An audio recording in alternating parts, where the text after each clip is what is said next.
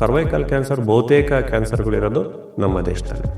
Multiple sexual partners ಒಂದು ಕಾರಣ ಇರ್ಬೋದು. ಸರ್ವೈಕಲ್ ಕ್ಯಾನ್ಸರ್ನಲ್ಲಿ ಇನ್ಫೆಕ್ಷನ್ ತರೋರು ಗಂಡು ಮಕ್ಕಳು, ಬಟ್ ಅನುಭವಿಸೋರು ಹೆಣ್ಮಕ್ಳು. ಪ್ಯಾಪ್ ಸ್ಮಿಯರ್ಗೂ ವ್ಯಾಕ್ಸಿನ್ಗೂ ಸಂಬಂಧ ಇಲ್ಲ.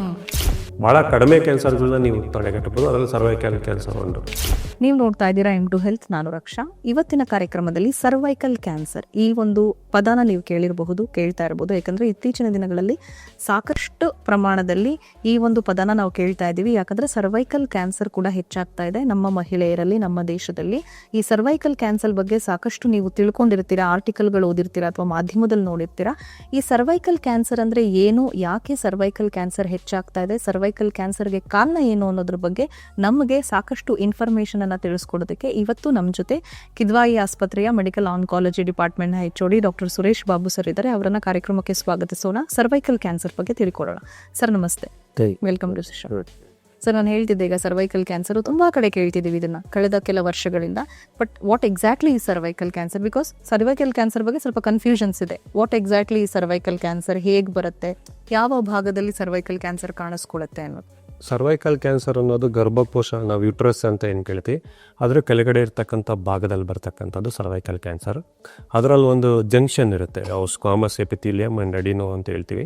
ಅವೆರಡು ಜಂಕ್ಷನಲ್ಲಿ ಯೂಶಲಿ ಆ ಸರ್ವೈಕಲ್ ಕ್ಯಾನ್ಸರ್ ಶುರುವಾಗ್ತದೆ.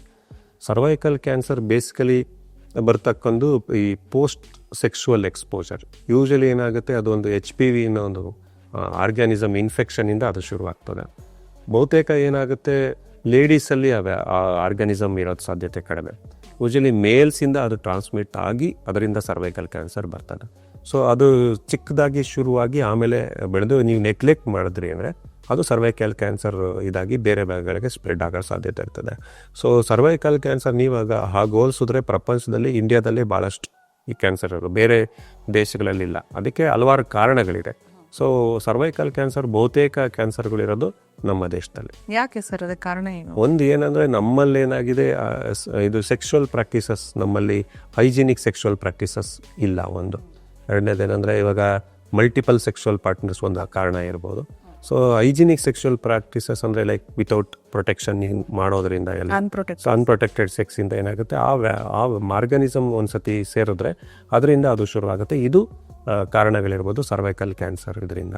So unhygienic sexual practices one of the reason why this is going. ನಮ್ಮಲ್ಲಿ ಏನಾಗ್ತಿತ್ತು ಮುಂಚೆ ಎಲ್ಲ ಸ್ವಲ್ಪ ಆ ಥರ ಒಂದು ಹೈಜಿನಿಕ್ ಇರಲಿಲ್ಲ, ಇಲ್ದಿರೋದ್ರಿಂದ ಇದು ಹೆಚ್ಚಿಗೆ ಆಗ್ತಿತ್ತು. ಬಟ್ ಇತ್ತೀಚೆಗೆ ಅದ್ರ ಪ್ರಮಾಣ ಮುಂಚೆ ಹೋಲಿಸಿದ್ರೆ ಕಡಿಮೆ ಆಗ್ತಾ ಬಂದಿದೆ. ಅದಕ್ಕೆ ವ್ಯಾಕ್ಸಿನು ಎಲ್ಲ ಕಾರಣಗಳಿಂದ ಇರ್ಬೋದು.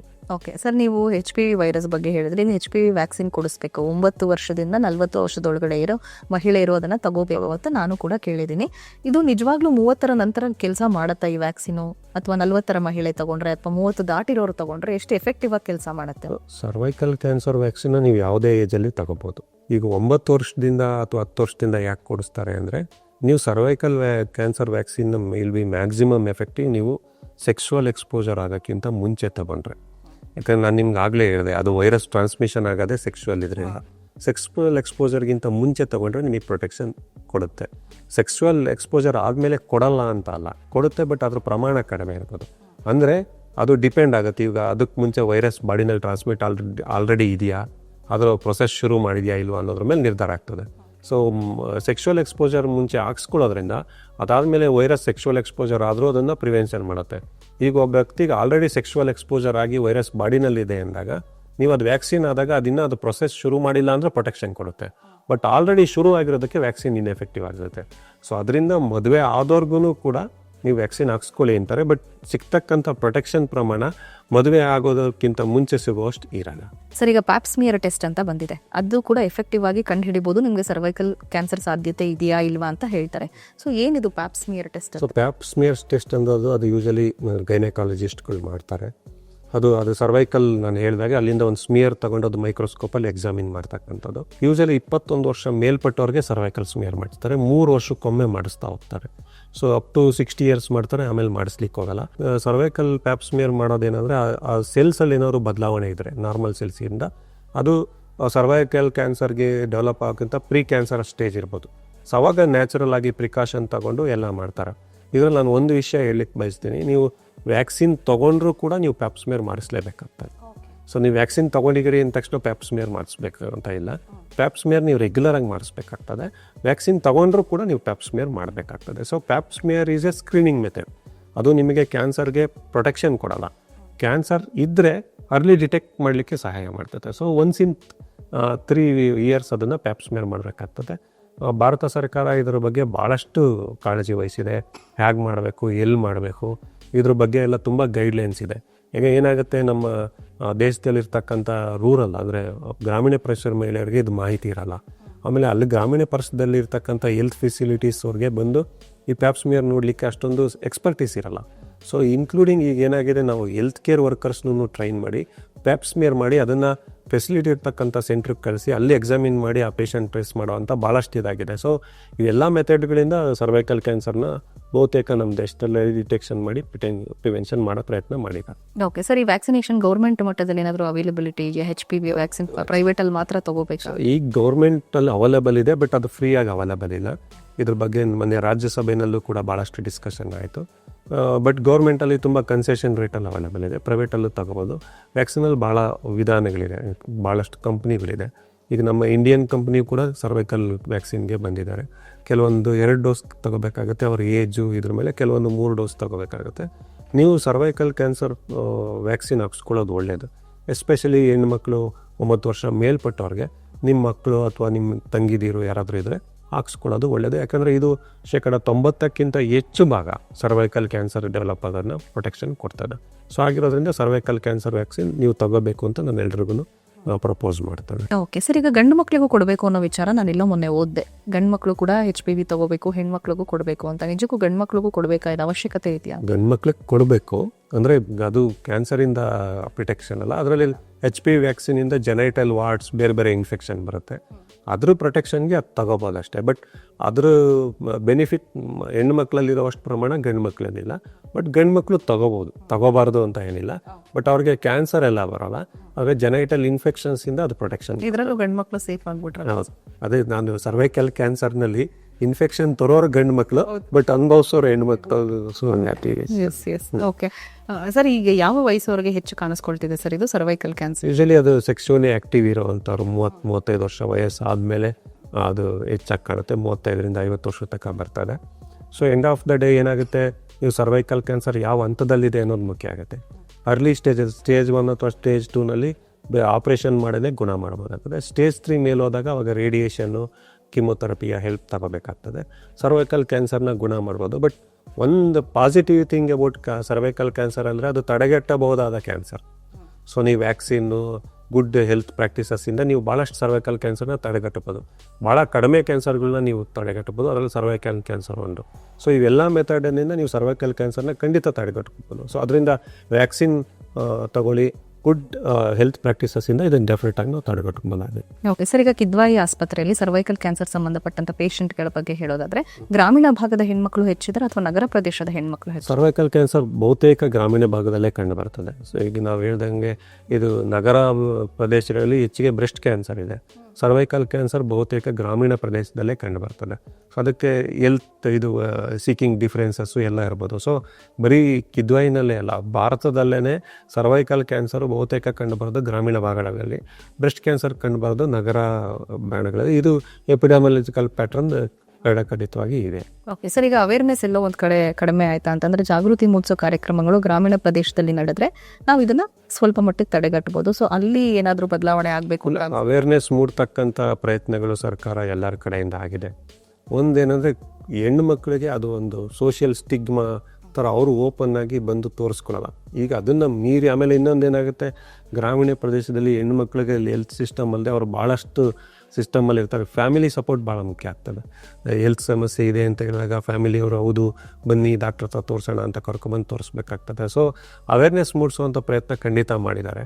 ಈಗ ಹೆಲ್ತ್ ಕೇರ್ ವರ್ಕರ್ಸ್ಗೂ ಎಲ್ರಿಗೂ ಅದ್ರ ಬಗ್ಗೆ ಅವೇರ್ನೆಸ್ ಕೊಟ್ಟಿದ್ದಾರೆ. ನೀವು ಯಾವುದೇ ಗ್ರಾಮೀಣಾಭಿವೃದ್ಧಿ ಪ್ರದೇಶದ ಹಾಸ್ಪಿಟ್ಲುಗಳಿಗೆ ವಿಸಿಟ್ ಮಾಡಿದಾಗ ಅಲ್ಲಿ ಸರ್ವೈಕಲ್ ಕ್ಯಾನ್ಸರ್ ಬಗ್ಗೆ, ಅದ್ರ ವ್ಯಾಕ್ಸಿನ್ ಬಗ್ಗೆ ತಿಳಿಸ್ತಕ್ಕಂಥ ಪೋಸ್ಟರ್ಗಳು ಎಲ್ಲ ಇದೆ.